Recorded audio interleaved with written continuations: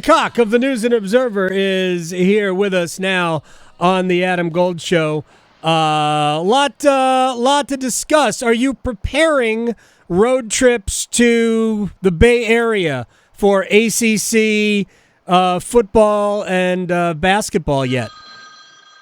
I mean, I barely go anywhere beyond Charlottesville, so I'm not too worried about Dallas or Berkeley or, that's not usually in my job description. Bowl games, NCAA tournament, hockey playoffs, maybe a season opening game somewhere. So no, I'm not worried about having to fly to the Bay Area 5 times a year. If I were a softball coach, I might be a little bit, but I mean, I wrote this last week. The ACC is very smart to look at Cal and Stanford. It's smart to look at SMU. To me, as someone who's been around the league for a long time, I don't think any of it makes sense. No. I don't think it makes sense from their perspective. It certainly doesn't make sense from my perspective. But I think it's fun. I think they'd be dumb not to explore every option. And honestly, I think they should have been a little more ready to strike a couple of weeks ago when things started to fall apart in the Pac-12, because I do think there was common ground between the ACC and Pac-12 to do a sort of business coexistence and with a sort of separate cohabitation competitively that would have made sense. So a sort of rights sharing partnership that would have helped the ACC network, would have helped the Pac-12, would have helped ESPN. But obviously that was off the table once everybody started to panic. So no, I'm not worried about that for several reasons. One of which is they'd be stupid to do it. They meaning Cal and Stanford would be stupid to do it, or the ACC? I think the whole thing is silly. The ACC, but Cal and Stanford too. But I love the idea of Jack Swarbrick saying that the ACC should add Cal and Stanford. Like, Doctor, heal thyself, buddy. Like, there's one thing we all know it. There's one thing that can help the ACC, and it has a lot to do with Jack Swarbrick and where he is. Mm-hmm. The idea that Notre Dame gets a full vote with a 20% share of revenue is ludicrous to begin with. But the ACC gave away the cow to get that milk. And then, the idea that he's making suggestions as to what the ACC should do. Certainly there's some crocodile tears there. Let me ask you this question. I brought this up before. It doesn't bother me that Notre Dame gets a full vote on this, and frankly, as the math works, it really doesn't matter as long as if they vote in favor. Wait, it doesn't bother you that Notre Dame gets a full vote on ACC football matters? No, it doesn't. I mean, this is more about conference. That's like me matters. Getting to decide whether you get a raise or not. Well, I would be in favor of that too, Luke. Be careful what you wish for. I would be in favor of you. Hey, look, if you vote no, that doesn't hurt me. It's just the same.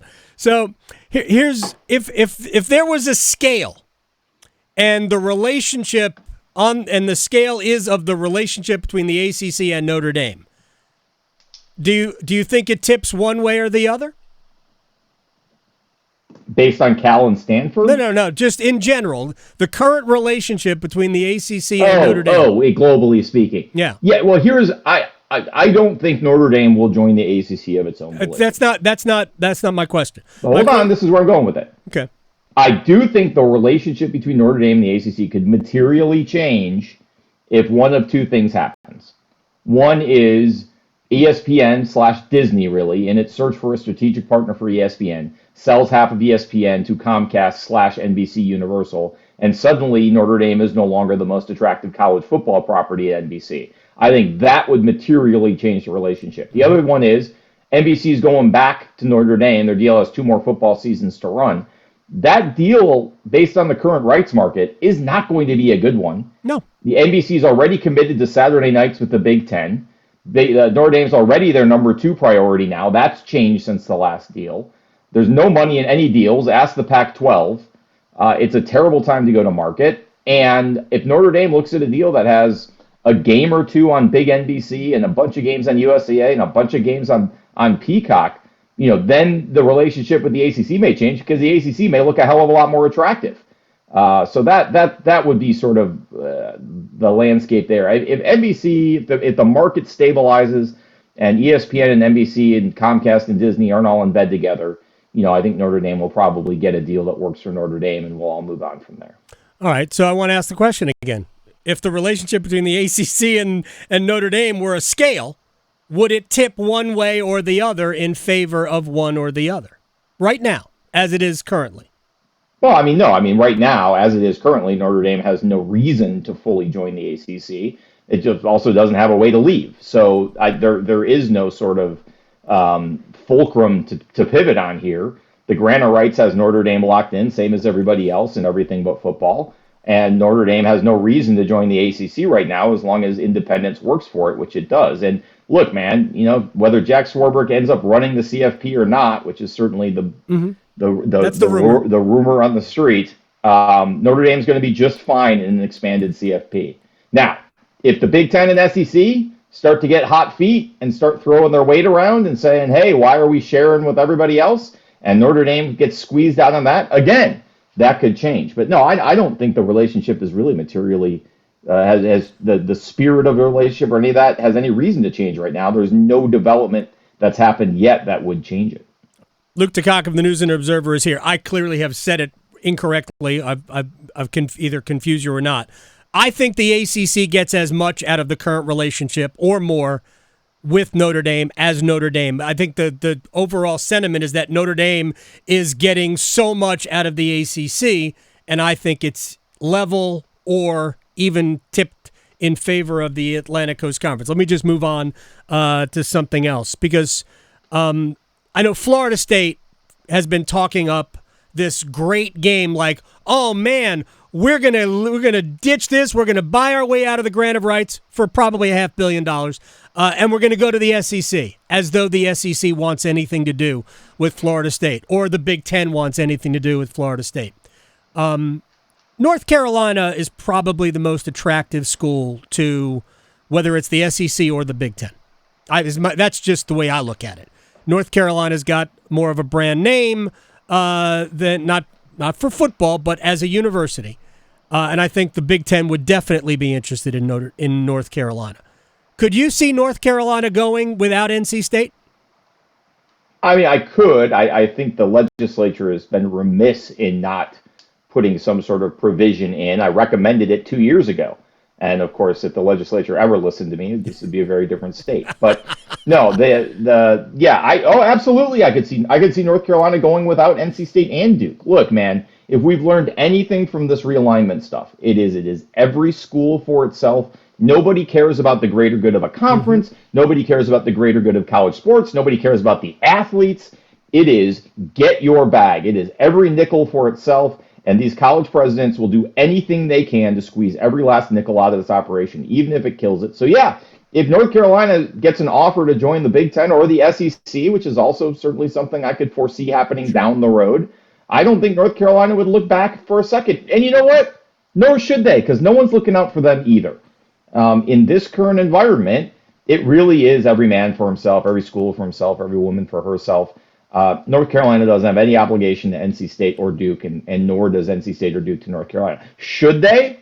Completely different question. Absolutely they should. Absolutely Duke and NC State are two of the things that make North Carolina great, and vice versa, those rivalries. Would North Carolina be stupid to leave them behind in search of money? Absolutely. Would it stop North Carolina or Clemson or Florida State or any other school from doing what they thought would make it $1 more in 2028? No, of course it wouldn't. That's all anyone thinks about these days. And it's, doing, I think, serious damage to college sports because of it. But we'll find out in 5 years if anyone really wants to watch Rutgers in Minnesota and UCLA and Oregon.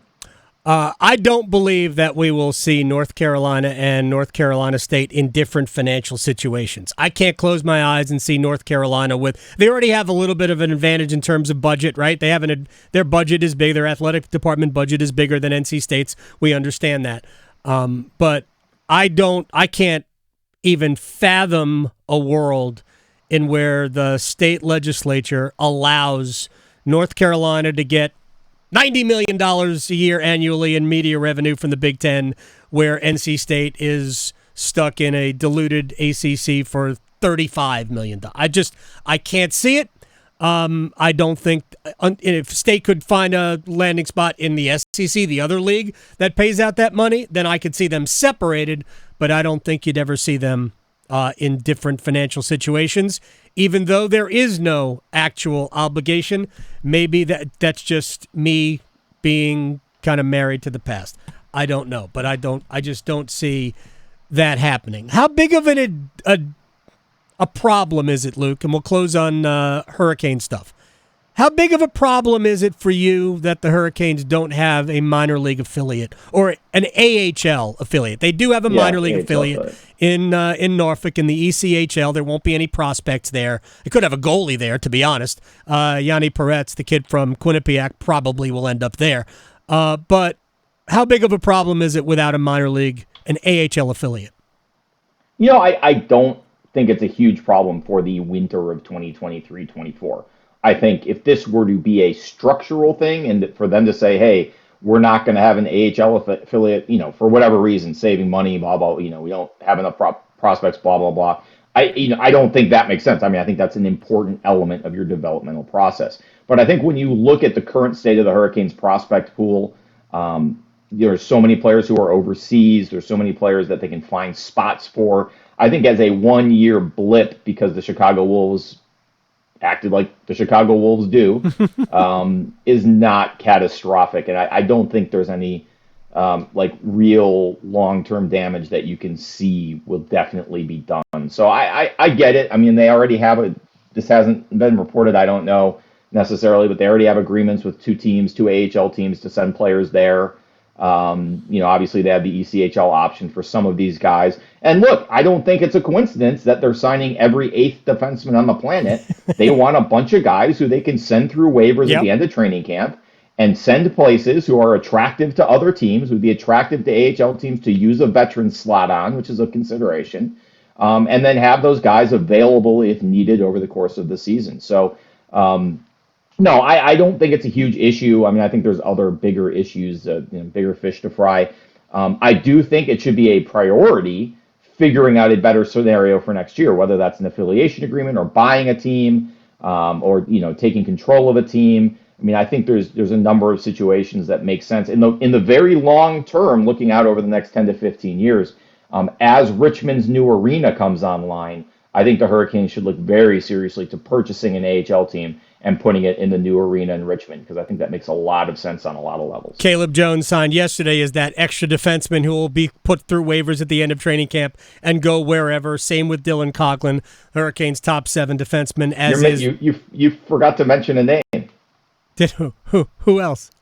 There's another guy on that list. I would not shock me if Tony DeAngelo was on waivers at the end of training camp too, to give you that freedom.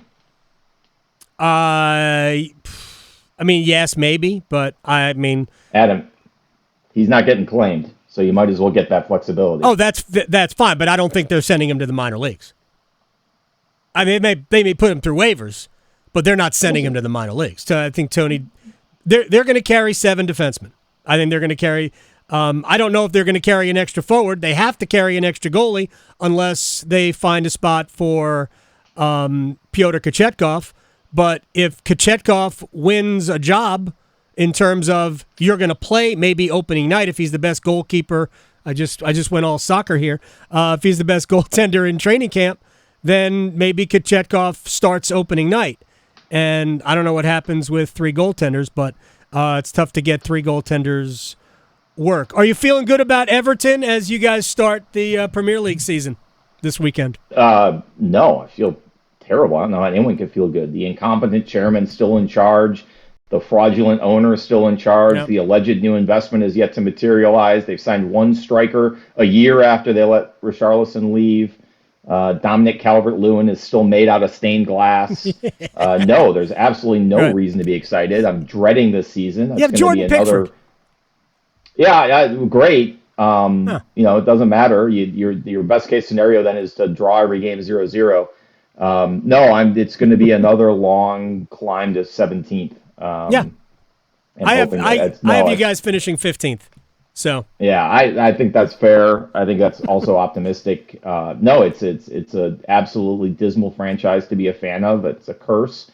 I love the people. I love the fans. I love the legendary players and the franchise. I mean, honestly, this is like a combination of the late Karmanos era Hurricanes and the mid-Snyder era WFC, WTF. I have no idea what that is. The Washington football team, yes. Yes, so incredibly poorly run. I literally squandered millions of pounds just on terrible signings and terrible management. Just an absolutely abysmally run franchise or club that is now completely out of money, completely skint, and has to sell players just to keep the lights on. An absolute business school test case in how not to run a sports franchise. And they're getting a so new. yeah, no, thank you for. You're welcome. Thank you for asking, though. They're getting a new stadium too, so just at the right time. Luke Tacok of the News and Observer. Believe it when the chances of that stadium being finished without being thrown to the creditors at some point are like close to zero. You probably have a good point there. All right, man. I'll talk to you next week. See you, AJ. Luke